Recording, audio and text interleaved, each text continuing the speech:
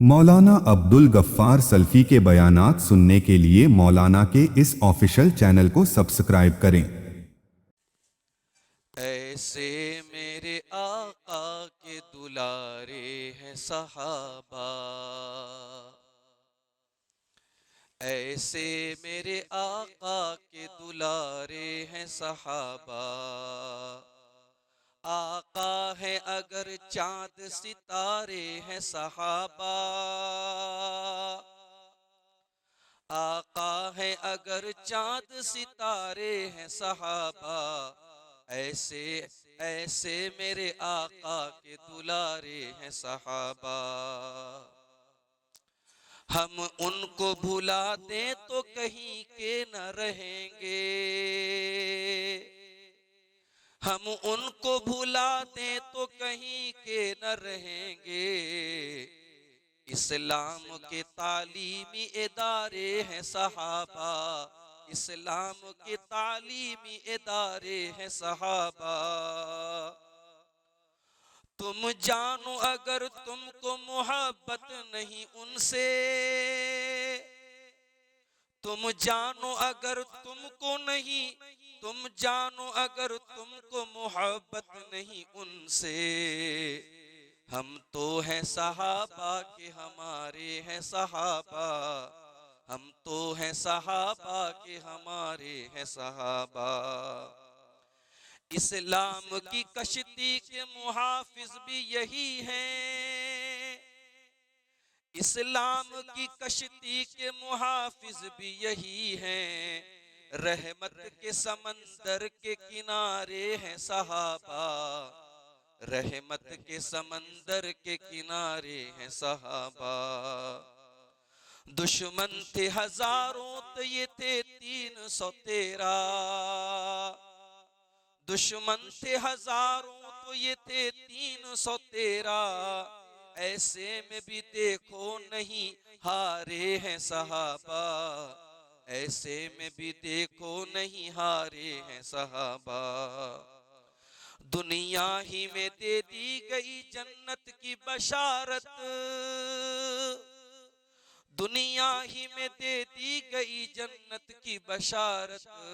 आका ने कुछ इस तरह निखारे हैं सहाबा, उनको तो जिया शम्म रिसालत से मिली है, उनको तो जिया शम्म रिसालत से मिली है। तौहीद के नूरानी मीनारे हैं सहाबा, तौहीद के नूरानी मीनारे हैं सहाबा। मौजूद थे जो आखिरी खुतबा में नबी के, मौजूद थे जो आखिरी खुतबा में नबी के। अरफात में वो सारे के सारे हैं सहाबा। रब उनसे है राजी तो ये सब रब से है राजी, रब उनसे है राजी तो ये सब रब से है राजी। आका ही नहीं रब को भी प्यारे हैं सहाबा, ऐसे मेरे आका के दुलारे हैं सहाबा। आका है अगर चांद सितारे हैं सहाबा। सदर मोहतरम उलमाए किराम, मोहतरम बुजुर्गों, नौजवान साथियों, माँ और बहनों, प्यारे बच्चों, 12 की सरजमीन पर काफी अरसे के बाद हाजिर होने का मौका नसीब हो रहा है। और बड़ी खुशी की बात है कि आज इस गांव में जो तालीमी कोशिशें हैं बड़ी तेजी से परवान चढ़ रही है। और अभी आपने देखा कि 2 बच्चे कुरान करीम के हाफिज हुए हैं और कुरान करीम के हिफ्ज की सआदत उनको नसीब हुई है। और इस मौके पर उनके सरों पर दस्तार भी बांधी गई है। हम अल्लाह ताला से दुआ करते हैं कि इस गांव में अल्लाह ताला मजीद हम सबको तालीमी, दावती और इस्लाही काम करने की तौफीक अता फरमाए। और जो हमारे अंदर, हमारे समाज में कमियां हैं, कोताहियां हैं, अल्लाह ताला उन्हें हम सबको दूर करने की तौफीक अता फरमाए। मेरे भाइयों, मुंबई से तशरीफ लाए हुए हमारे मेहमान खतीब और हम सब के इंतहाई मोहतरम शेख इनायतुल्लाह मदनी हफिज़हुल्लाह ने एक बड़े अहम मौजू पर उम्मत में इनहिराफ के असबाब, कहां कहां से बिगाड़ पैदा हो रहा है, कहां कहां से हमारी नौजवान नस्ल के अंदर और खास तौर से हमारे सलफी नौजवानों के अंदर बिगाड़ आ रहा है, शेख ने उस पर रोशनी डाली। ज़िम्नन एक बात यह भी आई कि बहुत सारे सो कॉल्ड ऐसे स्कॉलर्स हैं, ऐसे खतीब हैं जिनको हमारे नौजवान बहुत लाइक करते हैं, पसंद करते हैं, उन्हें अपना उस्ताद मानते हैं, जबकि अकीदा और मनहज के एतबार से उनके यहाँ बड़ी खराबियां हैं। शेख ने 2-3 नाम लिए, जैसे एक बड़ा मशहूर नाम है डॉक्टर जाकिर नायक का। जब डॉक्टर जाकिर नायक ने शुरुआत की थी अपने काम की, तो वो एक आलिम दीन की हैसियत से मुतारफ नहीं थे। उनका एक मैदान था कि वो गैर मुस्लिमों को दावत का काम कर रहे हैं, गैर मुस्लिमों को इस्लाम की खूबियां बता रहे हैं, बहुत अच्छा काम था ये। लेकिन जाहिर है कि गैर मुस्लिमों को दावत का काम करना भी कुरान और हदीस के दायरे में ही होगा, उसके लिए हम आजाद तो नहीं है। तो डॉक्टर साहब ने उसके सिलसिले में कई जगह बड़ी ठोकरें खाई, और बाद में जब वो मुफ्ती भी बन गए और फतवे देने लगे, हर मसले पर बात करने लगे, तो बहुत बड़े बड़े ब्लंडर्स उनसे हुए। और अभी हाल ही में जब उन्होंने हमारे पड़ोसी मुल्क का दौरा किया, तो बहुत सारी चीजें खुल करके सामने आई, और डॉक्टर साहब ने साफ साफ अल्फाज में जिन लोगों को अपना उस्ताद माना, अपना टीचर माना, उसमें एक भी ऐसा आलिम नहीं है जो सलफी हो। उन्होंने गुमराह किस्म के और गलत किस्म के लोगों को अपना उस्ताद करार दिया, और ये तस्लीम किया कि मैं इनसे इम्प्रेस हूं और इनकी तालीमात से मैंने सीखा है। तो ये कायदा है उम्मत का, सदियों से ये कायदा चला आ रहा है कि इंसान अपने असातिज़ा से पहचाना जाता है। आपने किन असातिज़ा से इल्म हासिल किया, आपके टीचर कौन थे, आपके उस्ताद कौन थे, ये बहुत बड़ी चीज है। और इस पर आपकी ऑथेंटिसिटी, आप कितने ऑथेंटिक हैं, कितने मोतबर हैं, इसका बहुत हद तक दारोमदार इस पर भी है कि आपका उस्ताद कौन है। तो गुमराह असातिज़ा से इल्म हासिल करने वाला आपको सही दीन नहीं सिखा सकता, ये उसूलियात है। इसी तरीके से डॉक्टर जाकिर नायक के साथ साथ डॉक्टर इसरार अहमद हमारे नौजवानों में बहुत मकबूल हैं। बल्कि बहुत से नौजवानों को तो मैंने यहां तक सुना कि डॉक्टर इसरार साहब को बाकी उलमा की तरह मसलहत की बातें नहीं करते, खुल करके बातें बोलते हैं। क्या खुल करके बातें बोलते हैं भाई? डॉक्टर इसरार अहमद के यहाँ ऐसी ऐसी अकीदे की खराबियां पाई, अल्लाह की पनाह। शेख ने उस पर थोड़ा बहुत उसकी तरफ रोशनी डाली है। तो हमें इन जैसे लोगों से होशियार रहने की जरूरत है। हमारे पड़ोसी मुल्क में एक इंजीनियर अली मिर्जा है, हमारे बहुत सारे नौजवान उससे बहुत मुतासिर हैं। खुलेआम हजरत मुआविया को बुरा भला कहता है, सहाबे किराम के आपसी झगड़ों और इख्तिलाफात को कुरेद कुरेद के बयान करता है, और सहाबे किराम पर टॉन्ट करता है, उन पर तंज करता है, उनको बुरा भला कहता है। अहले बैत की मोहब्बत के नाम पे सहाबा पर लान तान करना, ये किसका तरीका? ये रवाफिस का तरीका, ये शियों का तरीका है। और आज ऐसे लोगों की तकरीरें हमारा नौजवान स्टेटस पे लगा रहा है। हमारी माए बहनें, इंजीनियर अली मिर्जा ने सास बहू के बारे में कुछ अच्छा बोल दिया, तो हमारी माए बहनें उसका वीडियो स्टेटस पे लगा रही हैं। ये बहुत खतरनाक बात है मेरे प्यारे साथी। हम किन लोगों को प्रमोट कर रहे हैं, हम किन लोगों से इल्म हासिल कर रहे हैं, ये बहुत बड़ी बात है। और मैं कितने नौजवानों को जानता हूं जो अली मिर्जा को सुनते थे, जो डॉक्टर इसरार अहमद को सुनते थे, और इस तरीके के जावेद अहमद गामेदी को सुनते थे। उन नौजवानों के अंदर मैंने वाज़े तौर पे देखा कि वो सलफ के रास्ते से हट गए, कुरान और सुन्नत के रास्ते से हट गए, उनके अकीदे में बिगाड़ आया, उलमा से दूर हो गए, इल्म से दूर हो गए। तो ये मेरे भाइयों, ये हमारी बुनियादी जिम्मेदारी है कि हम दीन को ऑथेंटिक लोगों से हासिल करें, मुस्तनद लोगों से हासिल करें। अल्लाह ताला हम सबको इसकी तौफीक अता फरमाए।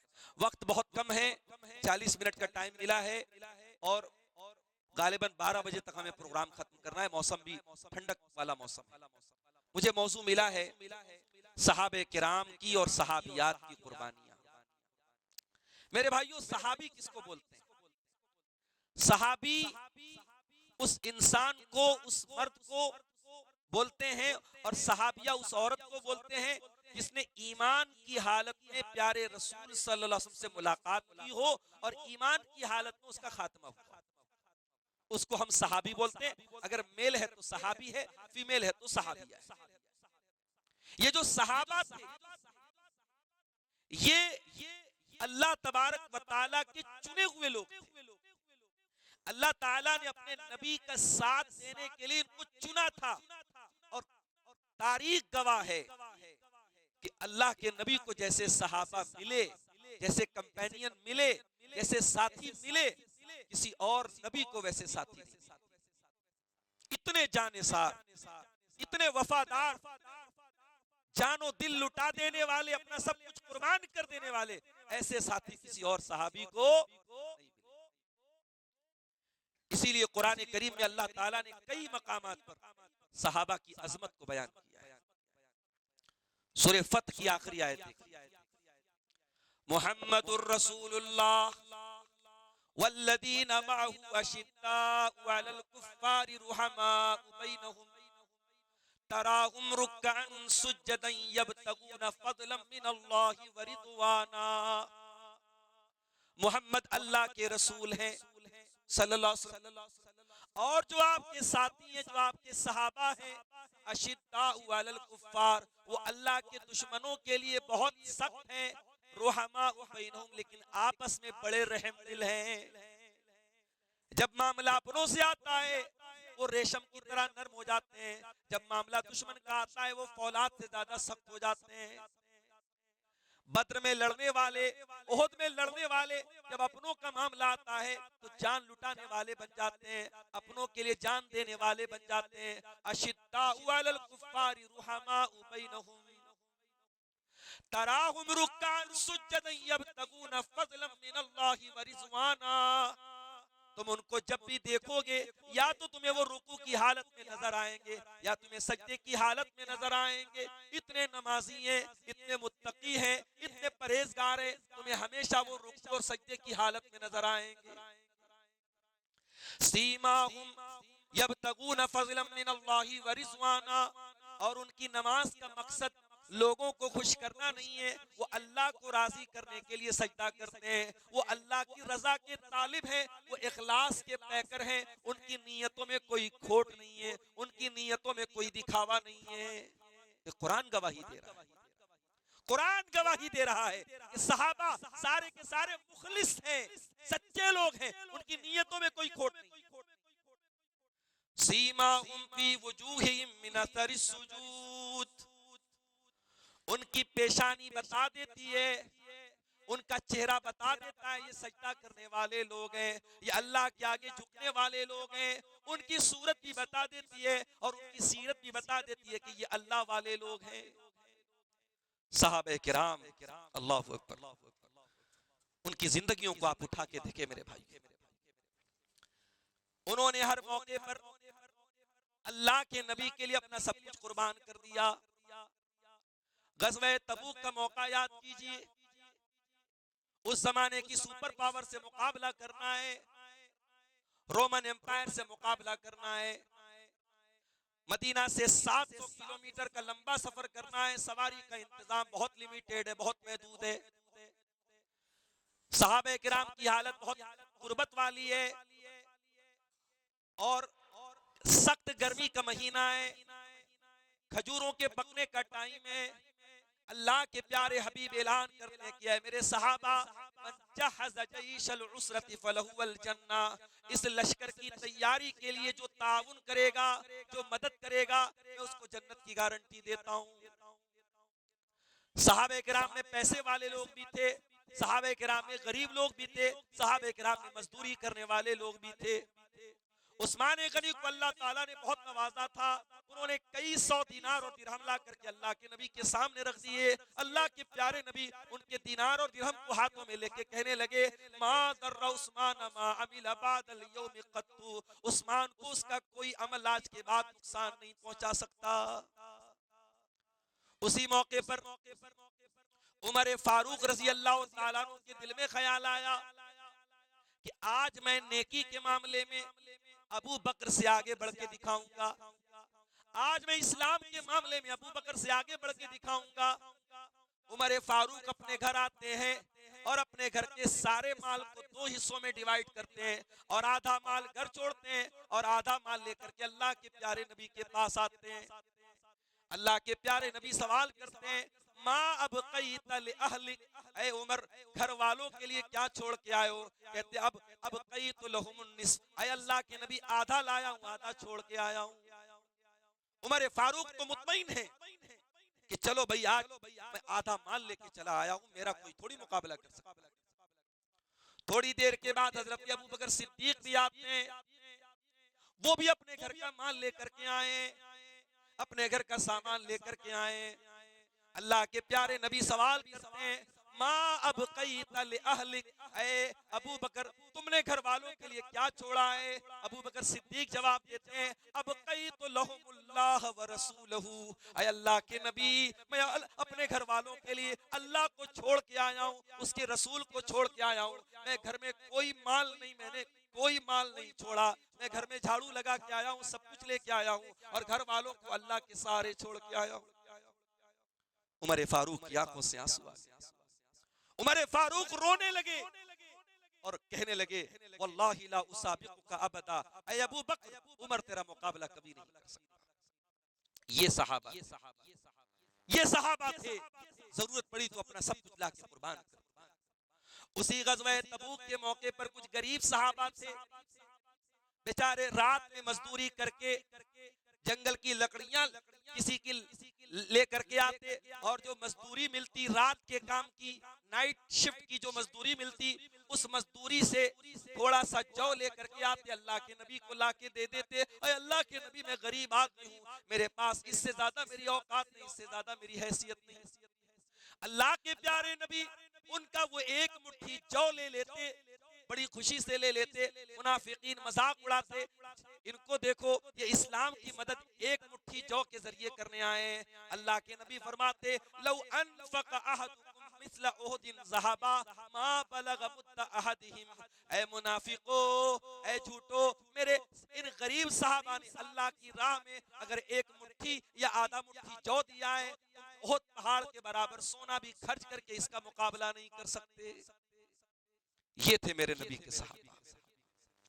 उसी गज़वे तबूक के मौके पर कुछ सहाबा अल्लाह के नबी के पास आते हैं, ऐ अल्लाह के नबी हम भी आपके साथ इस गज़वे में जाना चाहते हैं, हमारे दिल में भी जज्बे जिहाद है, हमारे दिल में भी कुर्बानी का जज्बा है। ऐ मुसलमानों माफ करना, आज इस्लाम को फॉलो तो हम कर रहे हैं मगर इस्लाम के लिए कुर्बानी देने का जज्बा हमारे दिलों से मरता चला जा रहा है, खत्म होता चला जा रहा है। ठीक है आप कुर्बानी नहीं दे रहे हैं, लेकिन कम से कम ये जज्बा तो हो कि ऐ अल्लाह तेरी तौहीद के लिए जान माल जो कुर्बान करना पड़ा हम कर देंगे, कम से कम ये जज्बा तो हो। सहाबा इकराम के अंदर ये जज्बा था और जब जरूरत पड़ी उन्होंने प्रैक्टिकली अमल करके दिखाया। अल्लाह के नबी ने फरमाया कि ऐ मेरे सहाबा, मेरे पास सवारी का इंतजाम नहीं है, अगर आप मेरे साथ जिहाद में जाना चाहते हो तो आपको सवारी का इंतजाम करना पड़ेगा। वो बेचारे गरीब साहबा, उनके पास सवारी का कोई बंदोबस्त नहीं था, वो मायूस हो गए और पलट करके जाने लगे। उनकी आंखों में आंसू छलक गए, उनकी आंखों में आंसू आ गए। उनको इस बात का मलाल था, काश हम भी पैसे वाले लोग होते, काश भी हमारे पास दौलत होती और आज हम भी हमारे पास सवारी होती तो हम भी अपने नबी के साथ इस जंग में जाते, इस गज़वे में जाते। जब वो पलट करके रोने लगे, वो नबी के सामने नहीं रोए, नबी को अपने आंसू नहीं दिखाया उन्होंने, लेकिन अल्लाह तबारक व तआला ने सातवां आसमान के ऊपर उनके आंसुओं को न सिर्फ देखा बल्कि अल्लाह ने कुरान में बयान किया, वला अलल्लज़ीना इज़ा मा अतौका लितहमिलहुम कुल्ता ला अजिदु मा अहमिलुकुम अलैहि तवल्लौ व आयुनुहुम तफीदु मिनद्दमी। ऐ मेरे नबी, मेरे सहाबा आपके पास आके आपसे कहते हैं हम आपके साथ जाना चाहते हैं और आप जवाब देते हैं कि मेरे पास सवारी नहीं है। तवल्लौ, वो पलट जाते हैं, व आयुनुहुम तफीदु मिनद्दमी, उनकी आंखों से आंसू जारी होते हैं, उनकी आंखों से आंसू बहते हैं। हज़नन अल्लाह यजिदू मा युनफिकून, उनको मलाल है इस बात का कि काश वो अल्लाह की राह में कुछ खर्च कर पाते। ये नबी के सहाबा थे। अल्लाह की राह में खर्च ना कर पाने का मलाल है कि काश मेरे पास होता तो मैं खर्च करता। ये मलाल था सहाबे किराम। जान की कुर्बानी का मामला आया, हजरत अनस इब्ने नज़र को देखो, जंगे ओहद में इनको बड़ा मलाल था कि मैं बद्र की लड़ाई में शामिल नहीं हो पाया। ये कहा करते थे कि अब अगर किसी लड़ाई में शामिल होने का मौका मिला तो अल्लाह ताला को मैं दिखा दूंगा कि मैं इस्लाम के लिए क्या कर सकता हूं।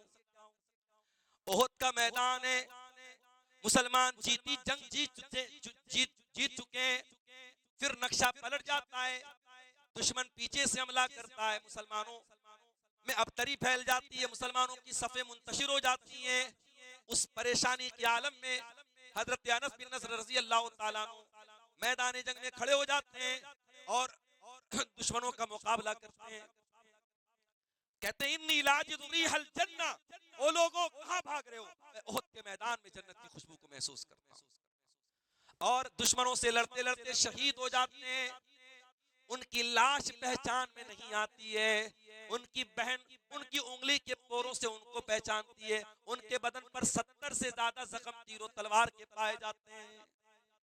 ये सहाबे के उसी ओहद के मैदान में एक और सहाबी, अंसारी सहाबी, उनका नाम था साद बिन रबी रजी अल्लाह ताला अन्हु। जब जंग खत्म हो गई, अल्लाह के नबी ने अपने एक सहाबी से कहा जाओ जरा तलाश करो, अगर साद बिन रबी कहीं नजर आए तो मेरा सलाम कह देना। वो जब तलाश करने लगे तो शहीदों की लाशों के बीच में आखिरी सांसें ले रहे थे साद बिन रबी। साद बिन रबी को आकर के उन्होंने कहा अल्लाह के प्यारे नबी आपको सलाम कर रहे हैं और पूछ रहे हैं कि आप कैसा महसूस कर रहे हैं। हजरत साद बिन रबी कहते हैं जाओ अल्लाह के नबी से कह देना इन्नी लअजिदु रिहल जन्ना, मैं जन्नत की खुशबू को महसूस कर रहा हूँ। और जाओ मेरी कौम अंसार से कह देना अगर तुम्हारी जिंदगी में तुम्हारे रहते हुए तुम्हारे नबी को कोई तकलीफ पहुंची तो तुम अल्लाह ताला का कोई बहाना नहीं कर पाओगे, कोई उज्र पेश नहीं कर पाओगे। नबी के लिए अपनी जान लुटा देने का जज्बा ये सहाबे किराम के अंदर था। मेरे प्यारे साहब, जान दी हुई उसी की थी, हक तो ये है कि हक अदा न हुआ। ये थे सहाबे किराम। इन्हीं सहाबे किराम के बारे में अल्लाह कुरान में कहता है मिनल मुमिनीन रिजालुन सदक़ू मा आहदुल्लाह अलैहि, कुछ मोमिनों में कुछ ऐसे भी मर्द हैं जिन्होंने अल्लाह से वादा किया, एग्रीमेंट किया और जो वादा किया उस वादे को निभाया। वमिनहुम मन क़ज़ा नहबहु, उनमें से कुछ ऐसे भी हैं जो अल्लाह को प्यारे हो गए। वमिनहुम मन यंतज़िर, और कुछ अपने वादे के इंतजार में है कि कब हमको जान लुटाने का मौका मिले और हम जान लुटा दें। हजरत हंजला का वाकया किसको याद नहीं। नौजवान सहाबी शादी की पहली रात अपनी बीवी के साथ और जिहाद का ऐलान होता है।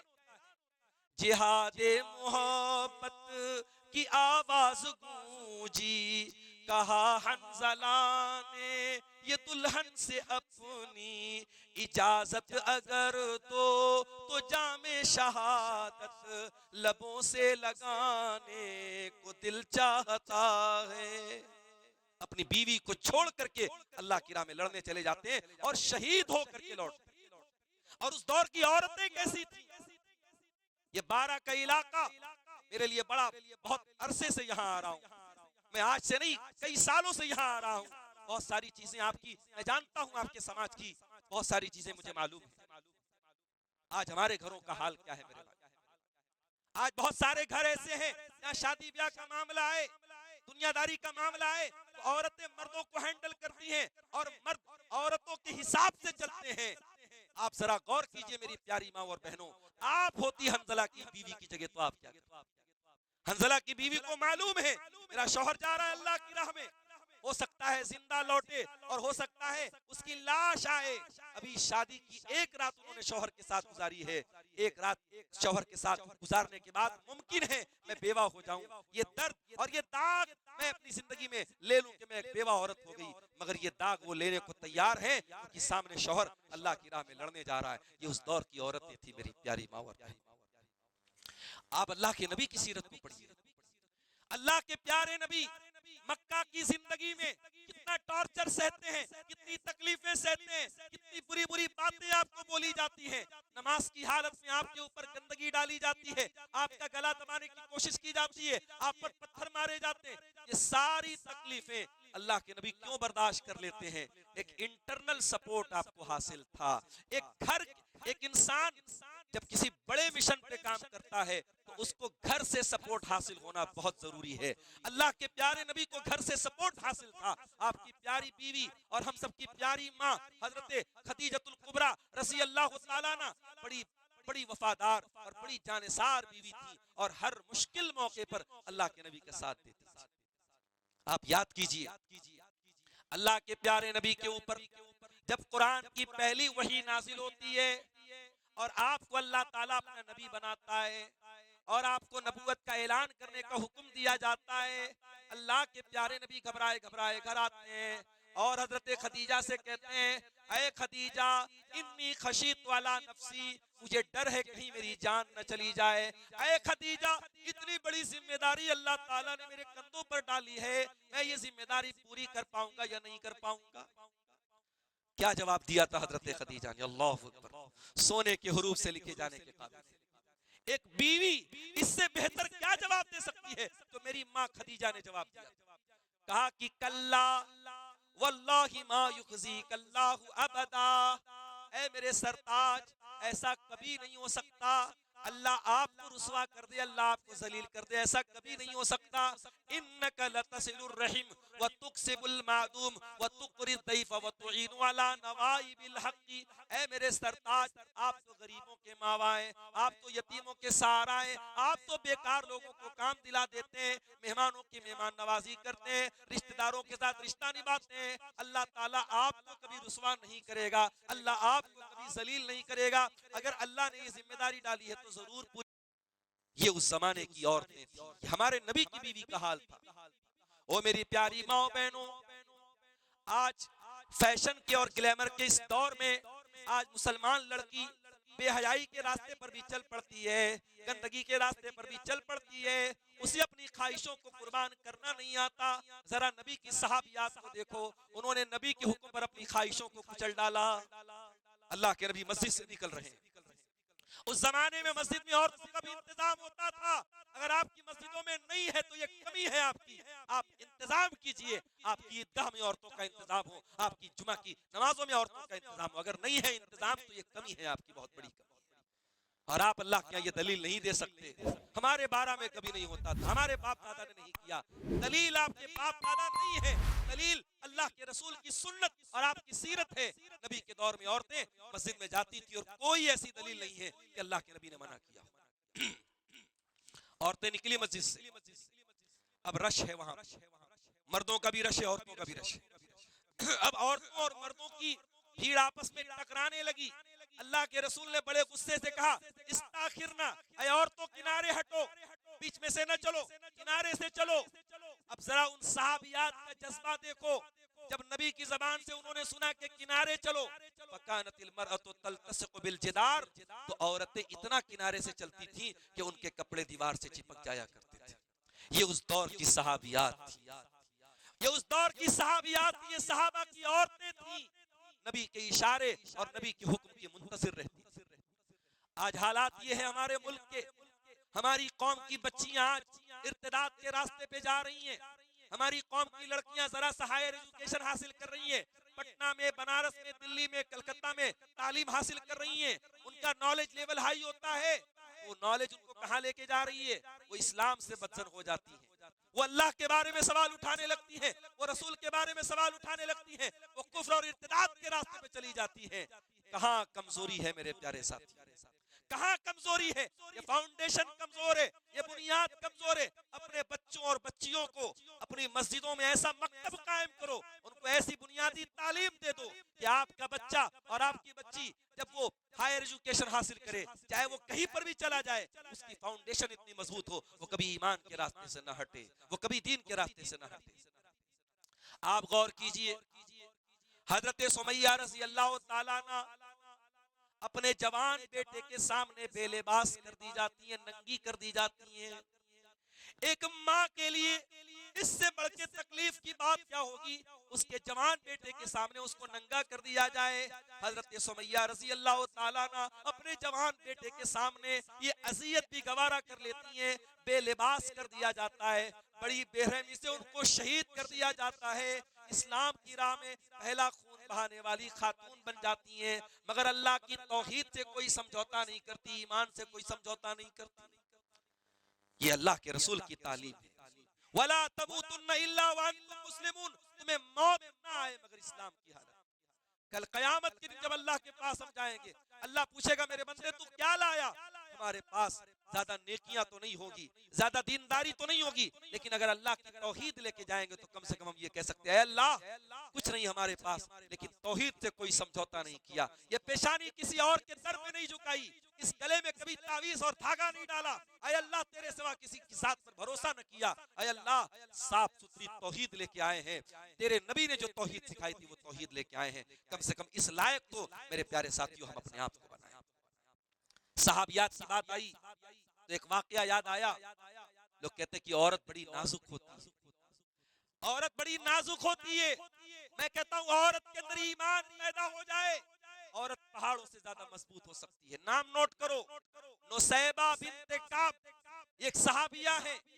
उहद के मैदान में जख्मियों की मरहम पट्टी करना इनका काम था। ये जंग लड़ने नहीं गई थी, मगर जब मैदान जंग का पासा पलट गया और सहाबे किराम मैदान छोड़ करके इधर उधर जाने लगे और अल्लाह के प्यारे नबी के ऊपर दुश्मनों ने हमला करना शुरू किया, ये एक औरत होने के बावजूद, एक खातून होने के बावजूद तलवार उठाती है, ढाल उठाती है और अल्लाह के नबी को का डिफेंस करने लगती है। और नबी को बचाने के लिए हजरत नुसैबा बिन्ते काब ने अपने बदन पर, अपने शरीर पर कई हमले झेले, तीरों और तलवारों के कई जख्म झेले, नबी को चोट नहीं पहुंचने दी, अपनी जात को उन्होंने दांव पे लगा दिया। हालांकि चोट आई, जख्मी हुई, लेकिन जान उनकी नहीं गई, जान उनकी नहीं गई, उनकी जान बच गई, लेकिन उन्होंने अल्लाह के नबी को बचाने के लिए अपनी जान को दांव पे लगा दिया। ये नबी की सहाबियात थी मेरी प्यारी माँ और बहनों। वक्त बहुत ही मुख्तसर है, सहाबियात के ताल्लुक से एक आखिरी बात बयान करता हूँ। अल्लाह के प्यारे नबी सल्लल्लाहु अलैहि वसल्लम की बीवियां जो हम सब की माएँ थी, जिनको हम उम्महातुल मोमिनीन कहते हैं, अल्लाह के रसूल की बीवियां, इन्होंने कितनी मुसीबतों में जिंदगी गुजारी। आज अल्हम्दुलिल्लाह हमारी माँ और बहनों के पास बहुत कुछ है, बहुत सहूलतें हैं, जो सहूलतें नबी के दौर में नहीं थी। आप गौर कीजिए, छोटे छोटे कमरों में नबी की बीवियों ने सारी जिंदगी गुजार दी।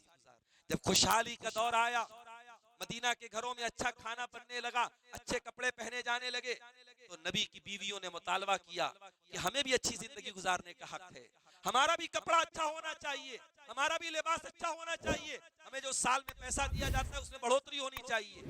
मुतालबा गलत तो नहीं था, उनकी डिमांड गलत तो नहीं थी, मगर प्यारे नबी को उनका यह अंदाज पसंद नहीं आया।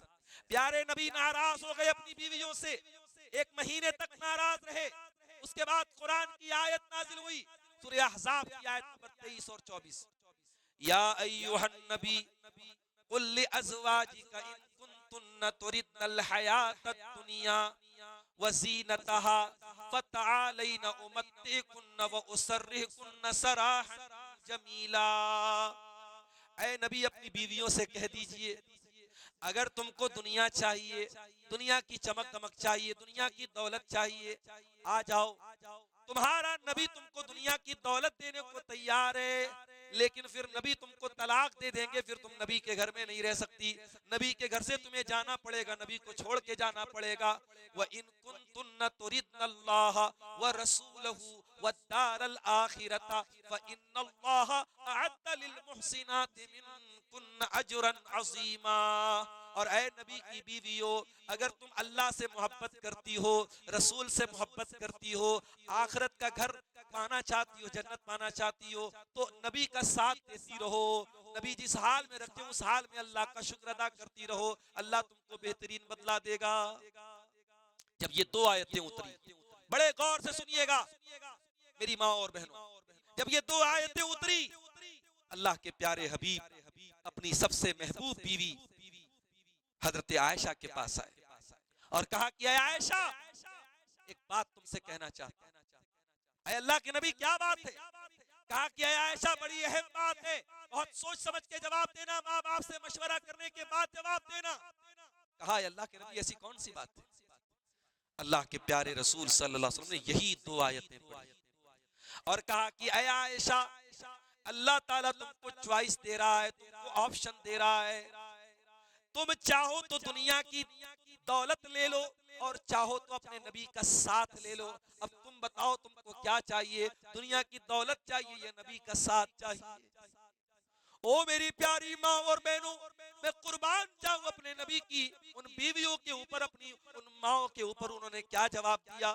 अम्मा आयशा ने कहा, अय अल्लाह के नबी, अफी हाजा अस्तामिरु अबवैया, अय अल्लाह के नबी, मुझे इस सिलसिले में अपने माँ बाप से कोई मशवरा नहीं करना है, कोई राय नहीं लेना है। अय अल्लाह के नबी, मेरा जवाब बिल्कुल क्लियर है, इख्तरतुल्लाह व रसूलहू, अय अल्लाह के नबी, मैं अल्लाह को चुनती हूँ, मैं उसके रसूल को चुनती हूँ, मैं आखिरत को चुनती हूँ, मैं दुनिया में कंप्रोमाइज करने को तैयार हूँ। मुझे अच्छा घर न मिले, अच्छा खाना न मिले, मैं सब बर्दाश्त करने को तैयार हूँ, लेकिन अपने रसूल को छोड़ के जाने के लिए मैं तैयार नहीं।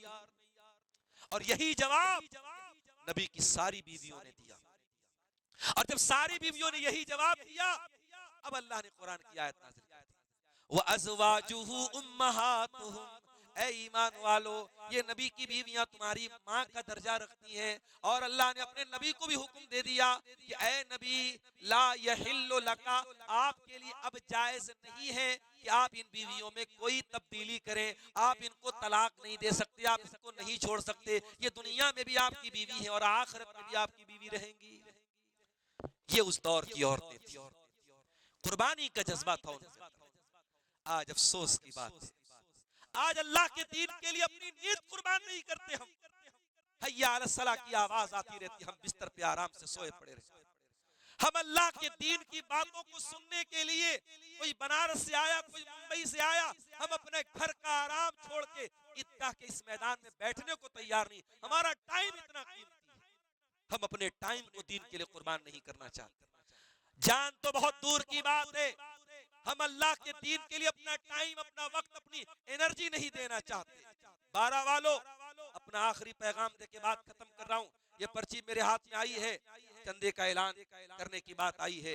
ये जो मदरसा, इसके तहत ये तमाम काविशें हो रही हैं, इन बच्चों ने आज जो हिफ्ज किया है और बाकी बच्चे जो तालीम हासिल कर रहे हैं, हम जानते हैं ये मदरसे भी हमारे ताउन से चलते हैं। ये मदरसे हमारे ताउन से, हमारे ऐसे से चलते हैं। इन मदरसों में आप अगर नहीं ताउन करेंगे तो या माफ करना, ये छोटे छोटे ये दिए हैं, इस्लाम के दिए हैं, ये अगर ये भी बुझ गए तो फिर इस्लाम को तलाश करना मुश्किल हो जाएगा। आगे बढ़कर के इन मदरसों का ताउन करें मेरे प्यारे साथियों। मैं इस कमेटी की तरफ से चंदे का की अपील करता हूं और आप सबसे दर्दमंदाना गुजारिश करता हूं कि आप जरूर इस कार्य खैर में हिस्सा लें और बढ़ चढ़ करके अपनी हैसियत के मुताबिक ताउन करें। एक आखिरी बात बयान करके बात खत्म कर रहा हूँ। 12 बज चुका है। हम कुर्बानी की बात कर रहे थे, आज हम अल्लाह के दीन के लिए अपना 1 मिनट भी कुर्बान करना नहीं चाहते। हजरत खुबैब रज़ी अल्लाह ताला अन्हु, दुश्मनों ने उनको गिरफ्तार कर लिया और सूली पे चढ़ाने की तैयारी हो रही है। और सूली पे चढ़ाने के पहले मक्का के काफिरों ने कहा कि ऐ खुबैब, कोई आखिरी ख्वाहिश हो तो बोल दे। कहा कि 2 रकात नमाज पढ़ना चाहता हूं। हजरत खुबैब को इजाजत मिल गई, 2 रकात हल्की उन्होंने नमाज पढ़ी। और उलमा लिखते हैं कि उसी वक्त से ये सिलसिला शुरू हुआ कि फांसी की सजा के पहले और सजाए मौत के पहले सिपाही जो मुजरिम होता है उसको जो है 2 रकात नमाज पढ़ने का मौका दिया जाता है। ये सिलसिला वहीं से शुरू हुआ। हजरत खुबैब ने 2 रकात नमाज पढ़ी।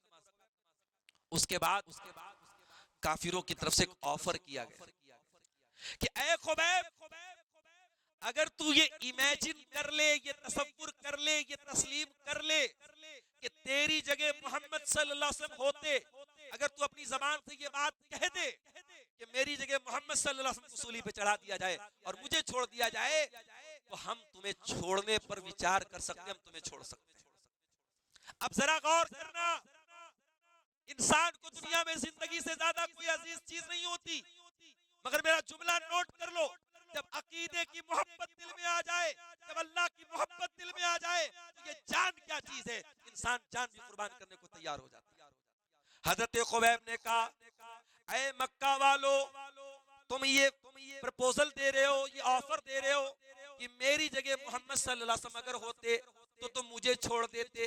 अल्लाह की कसम, उस अल्लाह की कसम जिसके हाथ में मेरी जान है, अगर तुम मुझे छोड़ दो और मेरे नबी को पकड़ करके आपके पाँव में एक कांटा भी चुभोया जाए, ये तकलीफ भी मेरे नबी को दी जाए, मुझे ये गवारा नहीं है। ये सहाबे किराम थे। अल्लाह अकबर। इसीलिए मैंने जो आयत करीमा आपके सामने पढ़ी थी खुतबे के बाद, फ़इन आमनू बिमिस्लि मा आमनतुम बिही फ़क़द इह्तदौ, जब सहाबा के जैसा ईमान लाओगे तब तुम कामयाब हो सकते हो। सहाबा के जैसा ईमान अगर नहीं है, कोई सहाबा नहीं मानता है या सहाबा को बुरा भला कहता है, वो सब कुछ हो सकता है, वो सही मुसलमान नहीं हो सकता, वो कुरान और हदीस वाला मुसलमान नहीं हो सकता, वो सलफी नहीं हो सकता, वो किताब और सुन्नत पर चलने वाला नहीं हो सकता। जो कुरान और हदीस पर चलेगा, जो सहाबा के तरीके पर चलेगा, उसकी जिंदगी का मनहज वही होगा जो सहाबा का मनहज था। आखिर में अल्लाह से दुआ है, रब्बुल आलमीन हम सबको सहाबे किराम के नक्शे कदम पे चलने की तौफीक अता फरमाए। रब्बुल आलमीन हमें कहने सुनने से ज्यादा अमल की तौफीक दे। रब्बुल आलमीन हमारी माँ बहनों के अंदर भी कुर्बानी का वो जज्बा पैदा फरमा दे। ऑनलाइन सलफी उलमा के नाम बताने की जहमत करें, यानी जिनसे इल्म लेना चाहिए। देखिए, अगर हिंदुस्तान की हम बात करें, हिंदुस्तान में शेख ज़फ़रुल हसन मदनी है हमारी जमात के बुजुर्ग उलमा में से, और आज के इस जलसे में आपके बतौर मेहमान खुसूसी आने वाले थे, बीमारी की वजह से नहीं आ पाए। शेख अब्दुल सलाम सलफी बहुत ही तुरंदेश और मसलकी और मनहजी गैरत से मामूर एक आलिम दीन है। आप उनकी तकरीरों को सुने, बड़ी जामे उनके बयानात होते हैं। अभी शेख इनायतुल्लाह मदनी जो खिताब जिनका सुना आपने, हमारी जमात के बड़े मोतबर उलमा में से। इसी तरीके से शेख जलालुद्दीन कासमी हफिज़हुल्लाह, शेख मोहम्मद रहमानी हैं और शेख यासिर अल जाबिरी हैं। नौजवान उलमा की अगर हम बात करें, इनकी तकरीरें कुरान सुन्नत से पुर होती हैं और सही अकीदे और मनहज की ये दावत देते हैं। इसी तरीके से शेख अब्दुल हसीब मदनी और शेख अब्दुल अजीम मदनी बेंगलोर के दो भाई, ये भी हमारी जमात के दो नायाब हीरे हैं और किताब सुन्नत की खिदमत अंजाम दे रहे हैं। इसी तरीके से शहर हैदराबाद की अगर हम बात करें, वहाँ मौलाना हुसैन मदनी, वहाँ की जमात के एक बड़े पुख्ता आलिम दीन है, तो नौजवान लेकिन बहुत ही पुख्ता आलिम दीन है, उनके बयानात से भी आप इस्तिफादा कर सकते हैं। मालेगांव की सरजमीन से ताल्लुक रखने वाले शेख अबू रिजवान मोहम्मदी हमारी जमात के बड़े मोतबर उलमा में से हैं, आप उनके खिताबात से आप इस्तिफादा कर सकते हैं। तो ये चंद नाम है, या जिनका नाम नहीं लिया गया ये समझना कि भाई वो मोतबर नहीं है, ऐसा नहीं। आप उलमा से पूछ लें, और जो भी आम तौर से हमारी जमात के जलसों में और प्रोग्रामों में नुमाइंदगी करते हैं, आम तौर से हमारी जमात के बड़े प्रोग्रामों में उन्हीं उलमा को बुलाया जाता है और उन्हीं की नुमाइंदगी होती है जो मोतबर होते हैं। किसी गैर मोतबर आलिम को जमात अहले हदीस का बड़ा स्टेज नहीं दिया जाता, ये हमारे स्टेजों की खासियत है। तो इन उलमा के बयानात को आप सुने और इनसे इल्म हासिल करें, और जहां आपको सवाल भी करना हो, शेख वसीउल्लाह अब्बास का नाम छूट गया, हमारे जमात के बहुत बड़े आलिम इस वक्त मक्का में रहते हैं और हमारे बनारस जामे सलफिया के वो फारिगीन में से हैं और मक्का मुकर्रमा से उन्होंने पीएचडी की है। उनसे भी आप इल्म हासिल कर सकते हैं, उनसे भी सवालात आप कर सकते हैं। तो ये चंद उलमा है, ये चंद उलमा है। और बाकी खवातीन से के लिए कहूँगा कि खवातीन भी इन उलमा के बयानात को सुने, और इसके अलावा मुंबई में बहुत सारी हमारी सलफी दाइयात हैं जो ऑनलाइन कोर्सेस चलाती हैं, तफसीर पढ़ाती हैं, हदीस पढ़ाती हैं। आप उनके बारे में पता करें और उनसे इल्म हासिल करें। किसी अनऑथेंटिक, किसी ऐसे इंसान से जिसके अकीदे और मनहज में खराबी हो, उससे इल्म हासिल करने से परहेज करें। वबिल्लाहि तौफीक। अल्लाह ताला हम सबको सही रास्ते पे चलने की तौफीक अता फरमाए। आमीन व आखिर दावाना अल्हम्दुलिल्लाहि रब्बिल आलमीन। अस्सलामु अलैकुम व रहमतुल्लाहि व बरकातुहू। मौलाना अब्दुल गफ्फार सल्फी के बयानात सुनने के लिए मौलाना के इस ऑफिशियल चैनल को सब्सक्राइब करें।